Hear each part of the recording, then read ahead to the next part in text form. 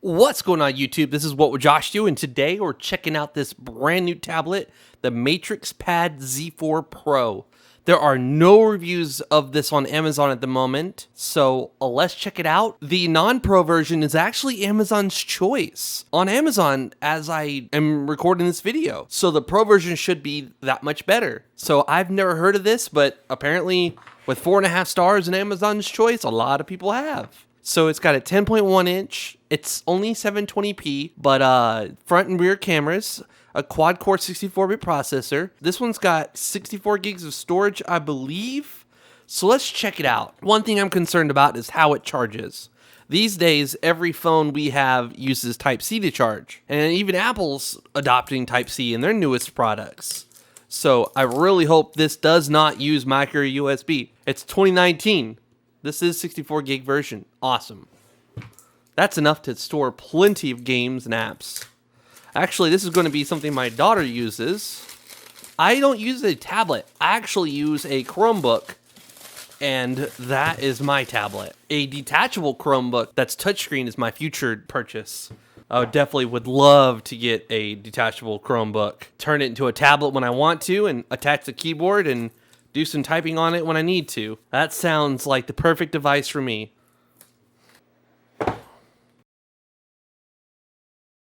So here's the tablet.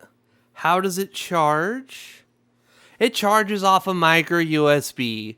That's super disappointing. It's 2019 and it charges off a micro. I'm disappointed by that. I really am. But hey, at least we have plenty of those from, several years ago. Oh, it's 2019, man. It's almost 2020.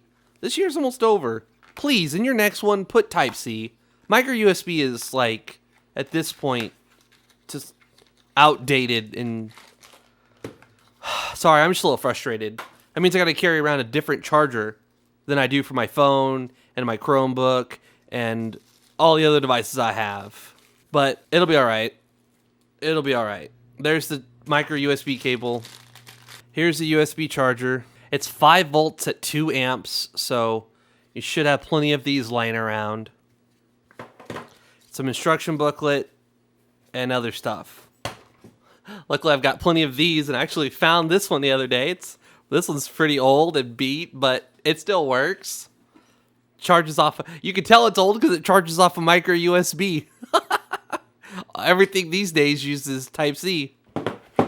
All right, so let's peel this little thing off here. It looks pretty nice, though. You've got a headphone jack, which is awesome. A little weird that they put it on the top, but I understand that the bottom has, like, the speakers. Then you got a micro SD card slot, which is pretty cool. That's nice to see. That micro USB for those old school cables. Volume up and down, and then a power button. Nothing on either side. Let's go ahead and plug up the micro USB cable I'm being so hard on. And then there's the tablet. So it does come fully charged, which is great to see. Absolutely love to see that. This poor thing has been through hell. I forgot I even had it. I've got their newer one that's Type-C. And this poor thing, it takes forever to charge because it's only 5 volts, 2 amps. And nowadays, Type-C does 18 watts or 30 watts or something and charges so much faster. But it's all good. Apparently, I'll be needing to keep some of these micro USB things laid around. All right, so this is going to be running Android 9, which is exciting. So it's the latest version of Android.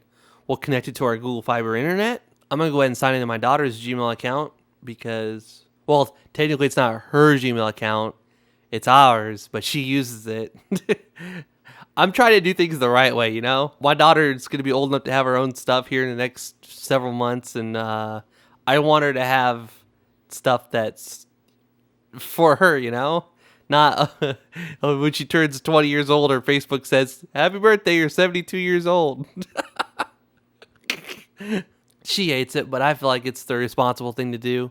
Instead of lying about your age. While this is checking for updates, one thing I just don't know these days is since most Chromebooks these days let you store Android apps on them and run them, and they run fine. Like, does an Android tablet technically run Android apps better than a Chromebook that's running Android apps? I don't know. I would love your feedback, but comments are still disabled on all of my entire channel. Please reach me on Twitter or Instagram if you have thoughts on that. All right, so no, I don't want to copy. I just want to start fresh.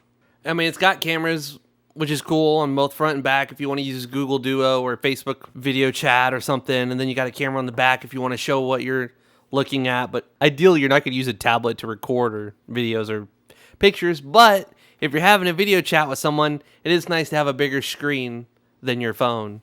I have a feeling she'll use this more than her phone when she's at home, because on her phone, she's actually on a kid account. Like, I have the Family Link installed on my Pixel, and my wife has it on her OnePlus. And, you know, if she wants a new app, she asks for it and we approve it. And certain apps, like she can only have the YouTube Kids app, which is unfortunate. I want her to have the full version, but... Oh, that is a nice thing about tablets, is you can have them like the longer ways or this way. Unless you have a detachable, it's not really ideal to hold your Chromebook up like that, you know? But if you have a detachable, then it detaches, so it's fine. All right, so I'll notice that some things they changed are the volume button, which you can adjust, and then it's got the back, home, recent apps, and then another volume button. Okay, that's interesting. And then a camera button, which takes a screenshot. All right. It's been a long time since I've used an Android tablet. Obviously, it's the very first startup, so lots of things are happening. It's got to update the newest version of the Play Store, update the other apps on here. It's got a lot to do that it's going to do when it first starts up. But then after a couple reboots and everything's been updated, it should be at its top performance. Now, my wife, my daughter, my mother-in-law, and other people in the family are all playing this game called Township. And my daughter is most excited about using this tablet so she can download Township, which oddly isn't even supported on here. That's unfortunate. She's not gonna. Anyways, I've been playing it, and it passes time. It passes time. I'll have to download it from third-party tool. One of the biggest downsides to this tablet would definitely have to be the fact that it only has 2 gigs of RAM. I feel like that would be used up so easily. Storage, 64 gigs, 11% used by the Android operating system. It is updated to Android 9, which is awesome.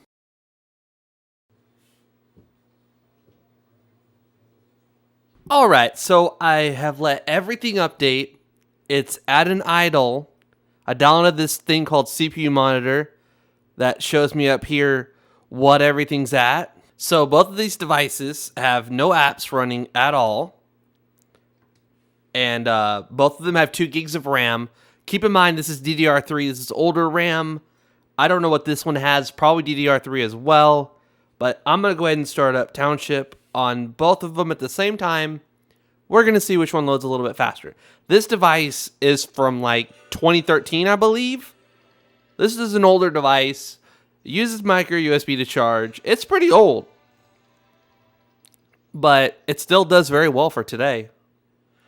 CPU is at about 50%. Right now it's about 20%. And as you can see, we can navigate around and it's nice and butter smooth.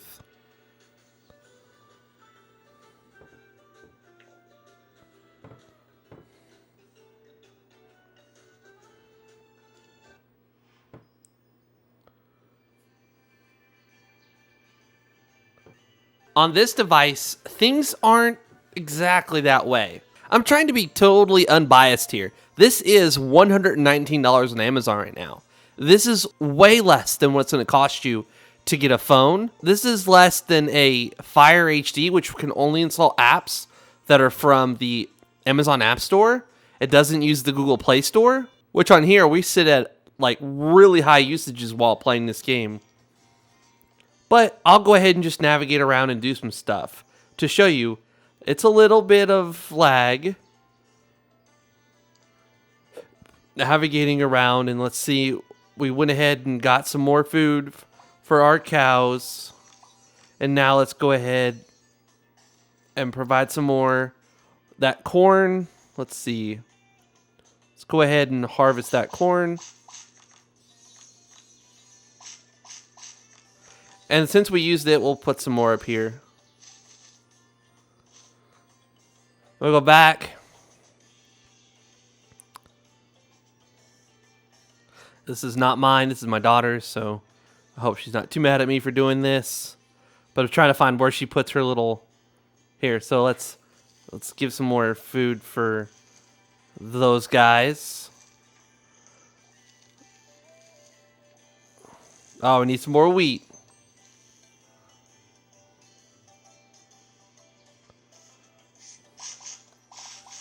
So, it's not terrible. It's really not. I mean, if I couldn't afford a higher end device that costs more than $100, this would be something I would use. It's not too bad.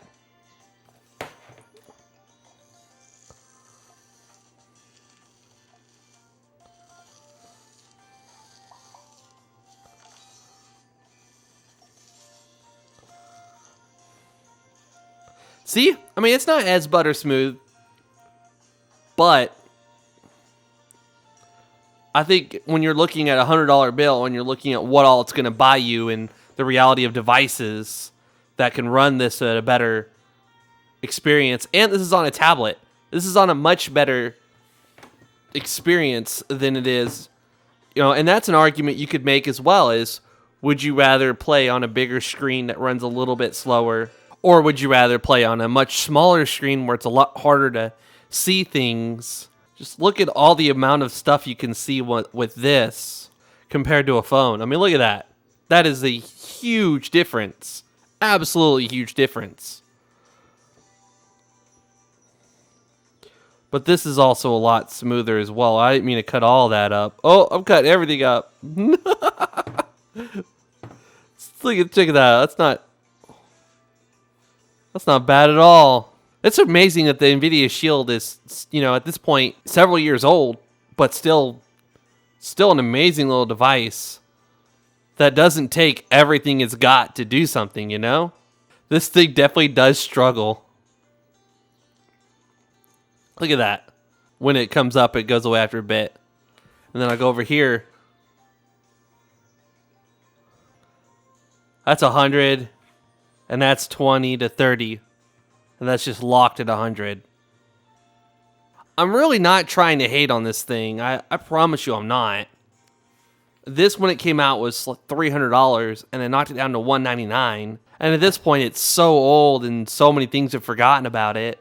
And it only has Android 5. This has Android 9, so things that only work with newer versions of Android, you're going to need a device like this. So we'll go ahead and close out this. And this isn't the best. I find myself trying to close out of games, and when I go to do it, it launches it instead. But eventually it does work. So this is an app that I downloaded that was running on both of those. That tells you the CPU usage, which is pretty cool. It's kind of nice knowing how hard your device is working to do something you're going to use it for most of the time. But yeah, it's not a bad little tablet. I installed Discord because my daughter likes to play Fortnite, and she can have this and hop in and get in Discord and chat with us. So okay, that time it closed out just fine, both of those. I don't think for the price, if you're wanting something that's 10 inches, that has almost the latest version of Android. I mean, it has a headphone jack. It's got a micro SD card slot.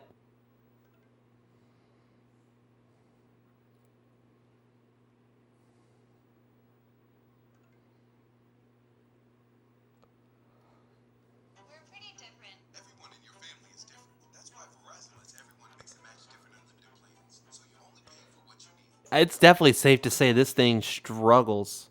I mean, it's doing it, but it's doing it with everything it's got. I just want to hear the speakers real quick. Let's turn them up all the way. I'm using a directional microphone, so it's not that loud for you.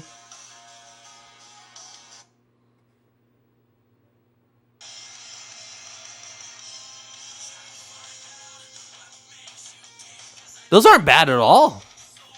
Those are pretty good. Ultimately, what I'm trying to do with this video is a $100 tablet worth it? If you're in the market for something to play games on that has a much bigger screen than your phone, and if you're willing to deal with something that doesn't offer the best performance, this isn't too bad. Like I was trying to say, $100 won't buy you much when it comes to a tablet or a Chromebook that runs Android apps. But if you were going to use this as something you used all the time, I might spend more than $100 and spend $200 on something that's going to run everything much better. Even at $200, the Samsung Galaxy Tab A 10-inch, I believe is around $200, maybe $190, somewhere around there. And that's going to be so much better than this thing. For $100, the tablet's okay. The tablet's okay. My daughter will be using it to play Township. I think she'll find it a better experience than a little phone where she can't see nearly as much, for things not to be as smooth as her phone. We'll see. If you enjoyed the video, please give it a thumbs up. If you're new to my channel, please subscribe. I definitely would love to hear your thoughts, but you can't comment on the video because YouTube is silly and refuses to enable comments on my channel. What tablet would you recommend for the $100 for the non-pro version to $120 for the pro version range? What tablet would you recommend around that price? Would you spend $200 and get something that literally runs twice as fast as this thing? Let me know on Twitter or Instagram. Links will be in the description. This is What Would Josh Do, and I'm out.